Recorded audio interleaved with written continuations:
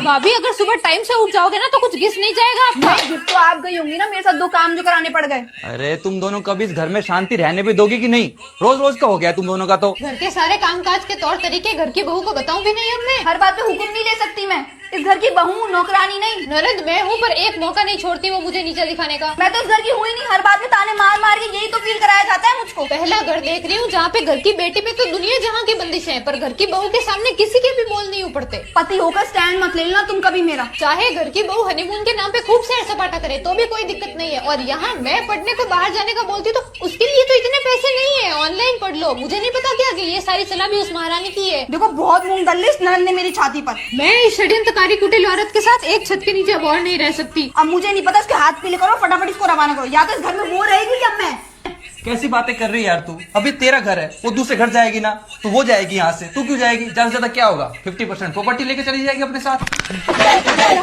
क्यों? देख यार, अब उसकी जल्दबाजी में शादी कराऊंगा तो कोई अच्छा सा परिवार तो उसे मिलने से रहा, क्योंकि अभी पढ़ लिख के कुछ अच्छे लेवल पर तो पहुंची नहीं है।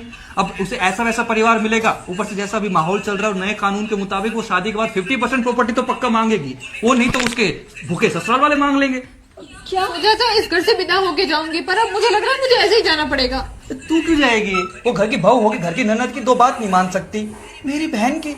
यदि कोई इस घर से जाएगा तो वो जाएगी।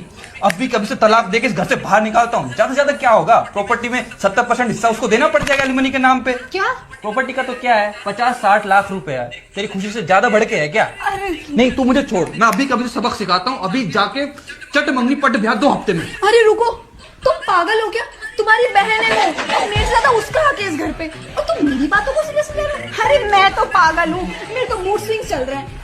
उल्टा ये लो कंगन और बजाज गोल्ड लोन से लोन लेकर उसकी अच्छे से पढ़ाई कराओ।